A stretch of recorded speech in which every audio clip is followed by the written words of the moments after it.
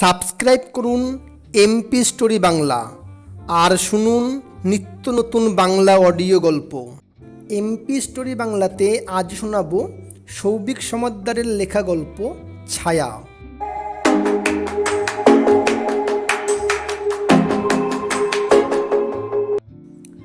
ঘরটা আলোকিত নয়, নিষিদ্র অন্ধকারও নয়, নিস্তব্ধ আবার শব্দহীনও নয়। কিছু মানুষ এখানে নিঃশ্বাসবিহীন হয়েও জীবিত থাকে।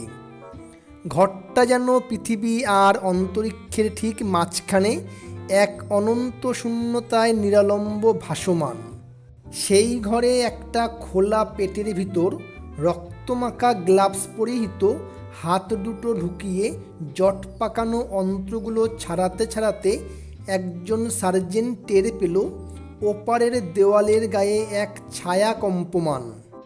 প্রথমে চোখের ভুল মনে হলেও খেয়াল করতেই সে বুঝতে পারল যে সেই ছায়া নিরাকার নয়, তাতে রক্ত মাংসের এক মানুষের অবয়ব, কিন্তু হাওয়ার মতো হালকা, তিরতির করে কাঁপছে।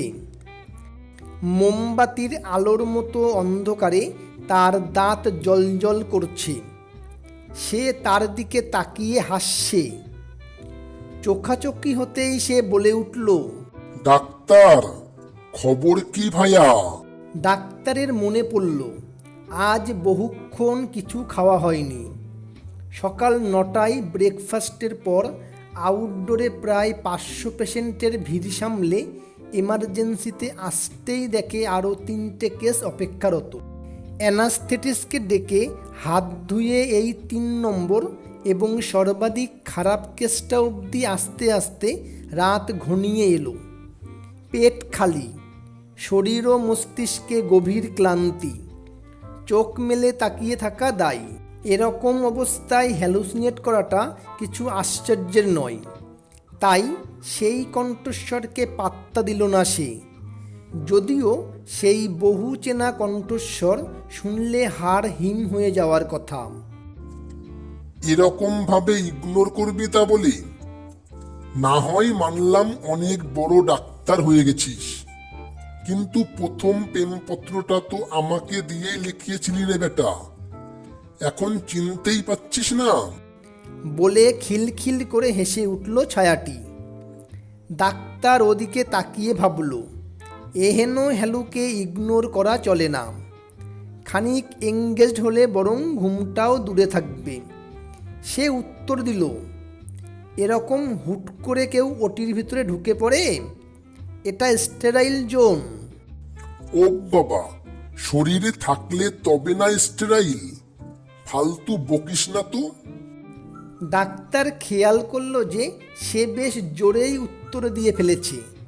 চারদিকটা চেয়ে দেখল যে এক নার্স, অ্যানাস্থেটিস্ট, স্টাফ দাদা এবং অ্যাসিস্ট্যান্ট কেউই মাস্কের ভিতর দিয়ে কিছুই টের পায়নি। হয়তো ভেবেছে সার্জেন্ট একাগ্রতার চরমে এসে পৌঁছে নিজের মনের ভাবনাগুলো অজান্তে জোরে বলে ফেলেছেন। এমনটা যে হয় না তা নয়। ডাক্তার, অত এদিক ওদিক তাকিয়ে লাভ নেই। কেউ কিছু টের পাবে না। এখন শুধু তুই আর আমি, আর তোর ওই টেবিলের উপর জিনিসটার যদি কিছু গতি করতে পারিস আর কি। তুই আর সময় পেলি না?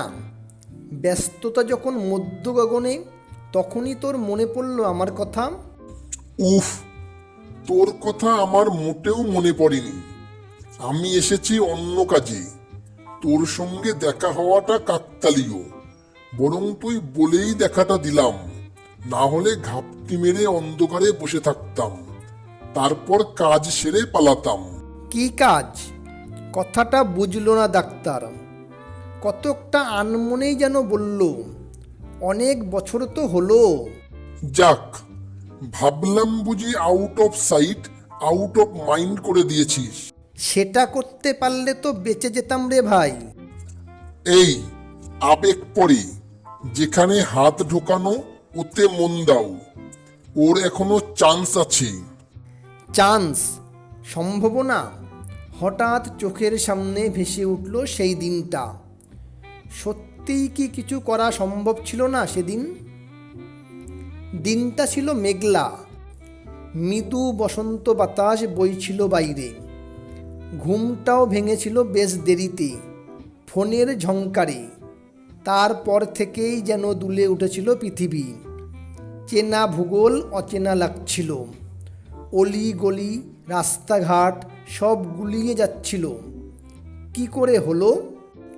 হলুদ রঙের ঘরটায় সিগারেটের গন্ধ তখনও জমাট। সকালে বাসি মুখ থেকেই সিগারেট খেতে না শুরু করলে পেটটা পরিষ্কার হতো না ওর। তারপর সারাদিনে অসংখ্য। ওর এই বিছানাটা ফাঁকা দেখতেই তো সে অভ্যস্ত। এত বেলা হয়ে গেল তাও শুয়ে আছে। কেউ ডাকেনি কেন?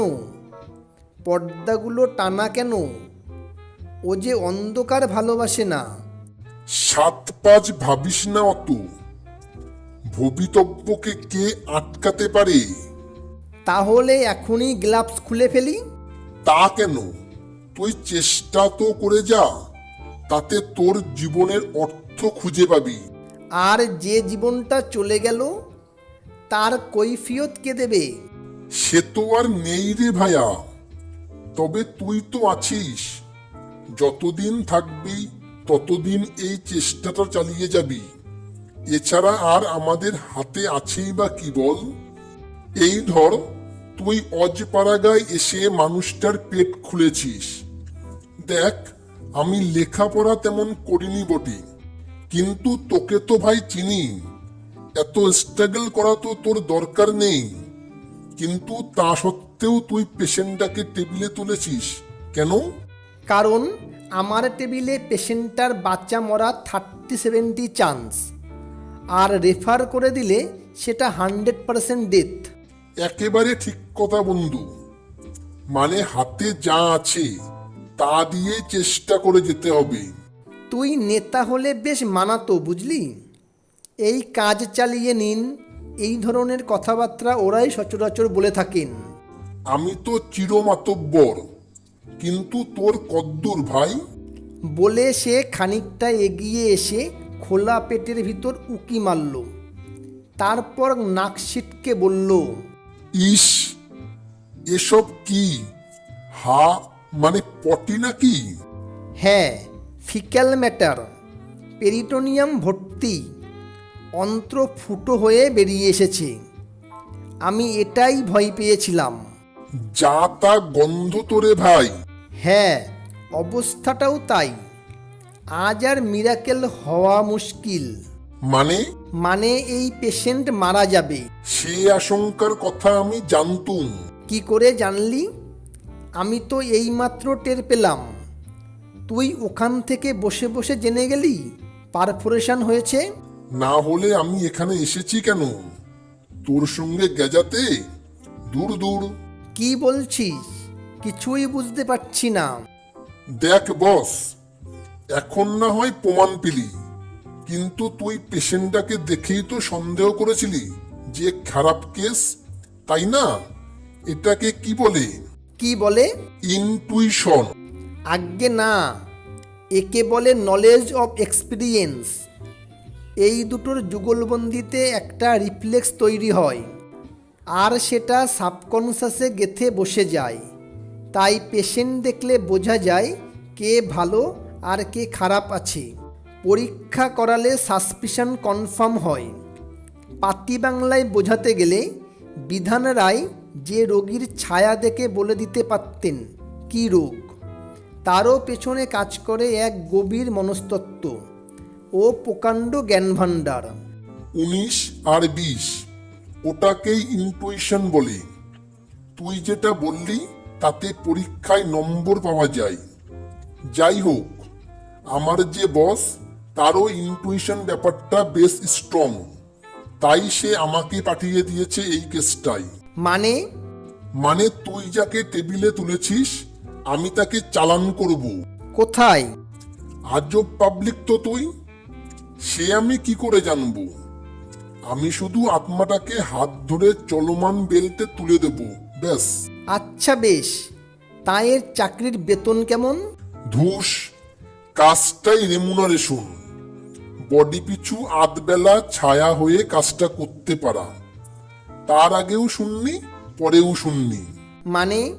এই যেমন তোর সঙ্গে বসে গেজাচ্ছি, এটাই আমার রিওয়ার্ড।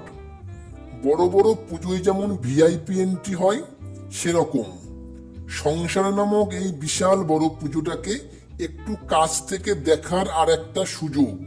জায়গা, বডি ইত্যাদি নিজে বেছে নাও। তোর কাজটা হলে মালটাকে চালান করে আমার টাইম আপ। আসছে বছর আবার হবে।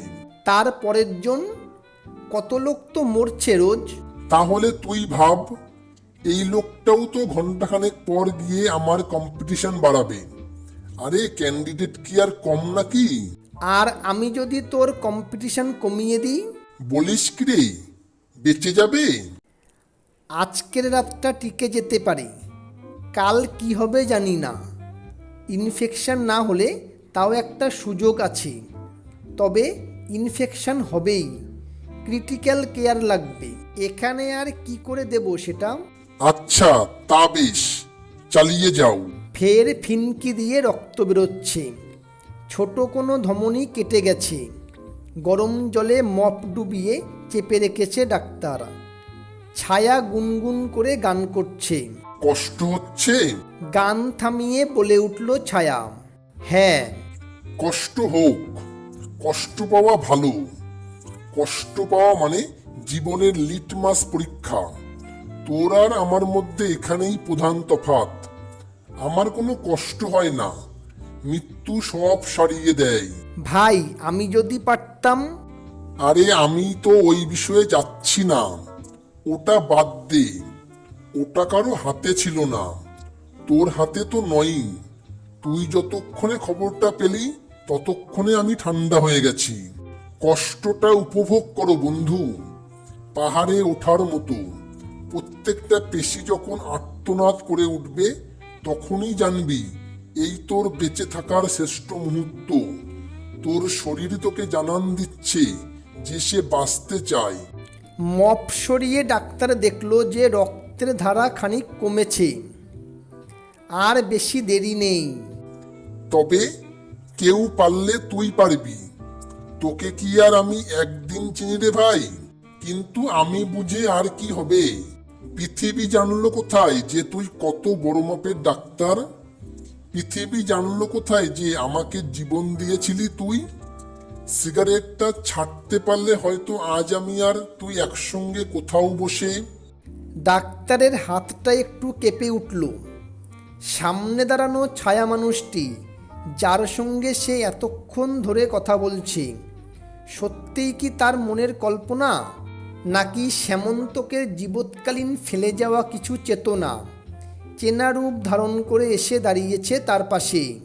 5 বছর আগে শ্যামন্তকের অ্যাপেন্ডিক্সের অস্ত্রোপচার নিজে হাতে করেছিল ডাক্তার। 2 দিনে বেড থেকে নামিয়ে হাত ধরে হাঁটিয়েছিল। তারপর বাড়ি পৌঁছে দিয়ে 2 সপ্তাহ রোজ বাড়িতে ভিজিট দিয়েছিল কাজের পর। তবুও সেদিনটা মেঘলায় ছিল, মৃদু বসন্ত বাতাস বইছিল বাইরে। ঘুমটাও ভেঙেছিল বেশ দেরিতে, ফোনের ঝংকারে। শ্যামন্তক সেই রবিবার আর ঘুম থেকে ওঠেনি। পাগলের মতো গাড়ি চালিয়ে চেনা বাড়িটায় পৌঁছে গেছিল সে। শ্যামন্তকের নিথর দেহ শোয়ানো ছিল তার খাটের উপর। পায়ের কাছে ওর স্ত্রী একদৃষ্টে ওর মুখের দিকে চেয়ে বসেছিল। এই বুঝি উঠে পড়েই বলবে, কি গো, চাটা দেবে না? ডাক্তার এসে দাঁড়াতেই সে মুখ তুলে একবার তাকিয়েছিল তার দিকে। তার চোখের মধ্যে বৈধব্যর ওই চাহনি নশ্বর চোখে সহ্য করা যায় নাকি? নজর সরিয়ে নিতে বাধ্য হয়েছিল ডাক্তার। কিন্তু এ কি করে সম্ভব? অপারেশনের ক্ষত তো সম্পূর্ণ শুকিয়ে গিয়েছিল। এটা ম্যাসিভ কার্ডিয়াক অ্যারেস্ট ছাড়া আর কিছু নয়। তবু যেন ওই চাহনি অদৃশ্য এক হাতকড়া পরিয়ে দিয়েছিল তাকে। কেউ যেন নীরবে তাকে জিজ্ঞাসা করেছিল, কেন সে আগে থেকে কিছু বুঝতে পারেনি? সে তো ডাক্তার, বিভ্রান্তের মতো সে এদিক ওদিক তাকিয়েছিল। একই কাকিমার চোখেও যে সেই একই চাহনি। পাশের ঘরে বসেছিল ঋষি আর কৌস্তব, তাদের চোখেও। আর এই বাড়িতে দাঁড়িয়ে থাকতে পারছিল না সে। এ যেন এক দুঃস্বপ্ন। এই বাড়ি যে সাক্ষী থেকেছে তার ও শ্যামন্তকের ছোটবেলার বহু মুহূর্তের, সে আজ শ্যামন্তকের অনুপস্থিতিতে মুখ ফিরিয়ে নিয়েছিল যেন। শরীর খারাপ আর ডিউটির অজুহাত দিয়ে কোনো রকমে সে পালিয়ে এসেছিল। পোস্টিং বদলে চলে এসেছিল শহরের থেকে বহু দূরে, উত্তরবঙ্গের এক প্রত্যন্ত হাসপাতালে, যেখানে কেউ তাকে চিনবে না।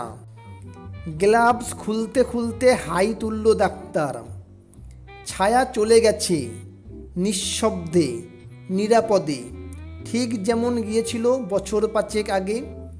কারো আত্মা জোটেনি তার ভাগ্যে। অপারেশন টেবিলে অসম্ভবকে সম্ভব করেছে ডাক্তার। সে কেন এসেছিল?